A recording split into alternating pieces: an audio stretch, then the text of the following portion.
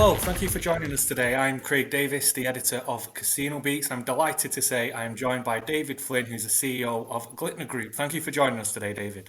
My pleasure. Thanks very much for having me. Now, we're here to discuss the recent acquisition of KaFe Rocks and everything that kind of came along with that.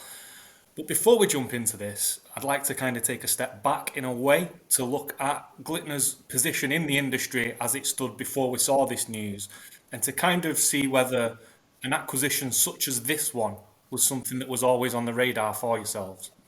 In terms of Glitnor, we started out in 2018, so we're not quite 4 years old yet. We turn 4 in a couple of months' time, and our focus initially was on the B2C business. So we operate one of the largest and fastest growing brands actually in Lucky Casino, which is in the Swedish market.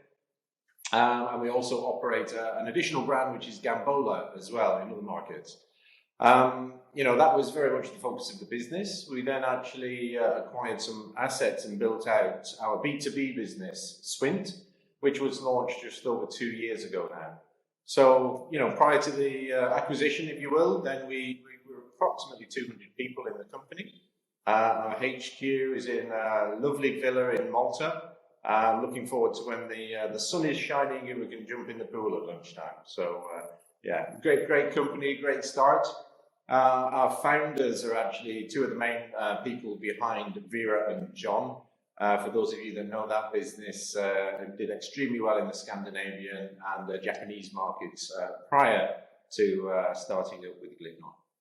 And if we look at the acquisition, how did that purchase come about? What were the internal kind of discussions and feelings in the lead up? To go into all of it, it'll probably take a few hours, but suffice to say that, strategically, we've been looking at the affiliate space for quite some time now. We already operate 2 fledgling affiliate brands, Ria Casino in Sweden and Casinos Japan. We decided that we wanted to really expand into the affiliate space at quite a rate and make sure that we work together with a team who really know this space and really have fantastic products and pedigree. So, of course, the opportunity that we've been looking at with regards to the United States is also of interest. So you can see the amounts of money that are being spent, perhaps not so wisely at the moment in terms of marketing spend in the US. And so we wanted to make sure that we could enter into the US market in a very profitable way from day one. And indeed, we've actually achieved both of those goals with the acquisition of KaFe Rocks. And before we got into KaFe Rocks itself and the affiliate side of the business, we've seen Glitnor say it's striving to be the most entrepreneurial iGaming group in the business. How does this kind of accelerate that vision? Certainly, it accelerates our growth very quickly. Even in the short space of time, 4 years for KaFe Rocks. As of 2 weeks ago, they had their 4th birthday. They've done amazing things when it comes to affiliation. The size of the business outstrips some of the publicly listed affiliation businesses that you'd see in the market today. So just to give you a size of their scale. And combined, it puts us in a very, very strong position as Glitnor Group as we look to expand even further across geographic markets and indeed looking at other potential M&A activities as well in the years to come. So, in terms of fastest growing, yeah, we're certainly that. Even organically, prior to the acquisition, Glitnor have been growing at over 100% year on year. And now together with KaFe Rocks, I'm looking forward to even further growth ahead of that. And the company's spoken about like the drive into the kind of lead generation space and KaFe Rocks being a key factor in the growth of the business, as you've just touched upon. In a kind of brief manner, why KaFe Rocks? And particularly looking at the success it's had in those 4 years, like you say. Yeah, that's effectively it. They do come with a lot of pedigree. From day one, we've had some fantastic conversations, not only with the founders, but also with the management team. It's not often that during such a process you simply click in terms of not only the business, but also the people. And for me, it was very, very much about the culture of KaFe Rocks, which seems to fit very well with our culture at Glitnor. And the people are so passionate about what they do, and that's something that I always look for, whether it's hiring a new member of the team or indeed looking at a new company. And if we look at the iGaming affiliate space, which can be fraught with challenges, what can we expect from Glitnor with regards to the kind of shift into this space through this purchase?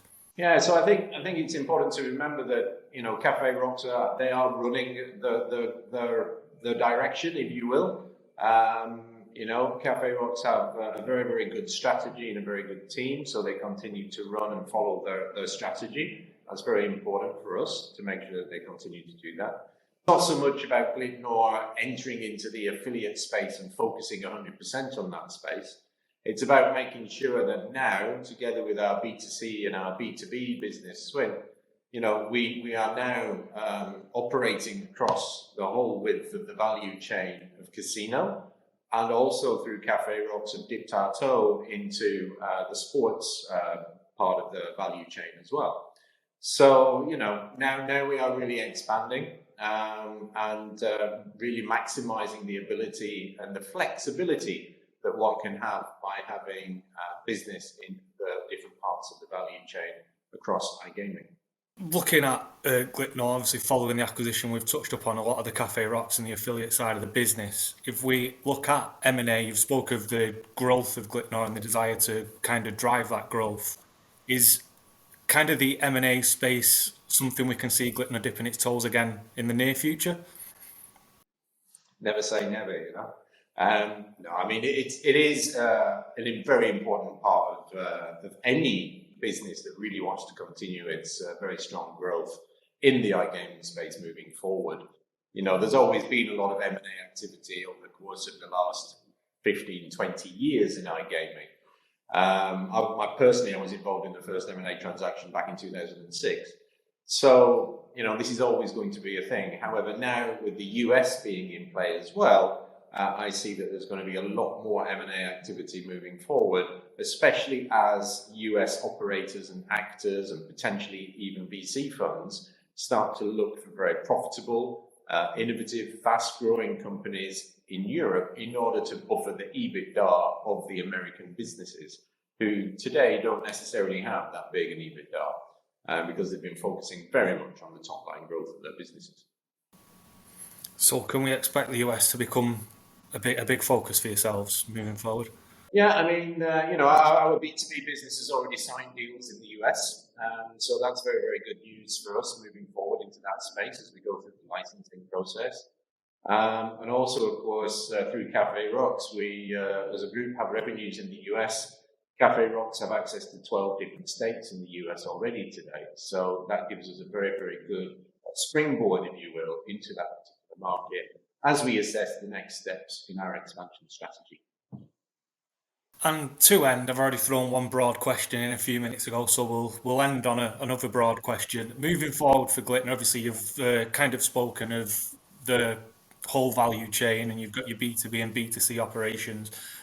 What can we expect through the rest of the year and beyond with regards to this from Glitnor? Lots of surprises. No, to be serious, I mean, it's more about continuing our organic growth. Certainly this year now, I mean, together with KaFe Rocks, we have a very, very strong footprint across the whole value chain. So our B2C business continues to grow at a very rapid rate. Obviously, holding our position in the Swedish market as one of the top 5 operators in that market is very, very good for us, for our position. And of course, further expansion across other markets in Europe and further afield as well. Our B2B business continues at pace. We just entered additional market in Estonia just last week with that business, and we're looking at getting regulated in further markets over the course of the next few months as well in Europe. And of course, then our entry into the US on the back of those deals that I mentioned earlier. As for KaFe Rocks, we really focus not only on KaFe Rocks and its 40 different brands, but also one key brand that we're really putting quite a lot of effort into, which is called Time to Play. And that particular brand, we have great hopes for as it expands as well across not only the US, but also Latin America and further beyond. Well, it certainly sounds like you've got a lot going on, and we can expect a lot from Glitnor Group. Typical day for sure. Well, thanks a lot for your time today. I really appreciate it. My pleasure. Thank you.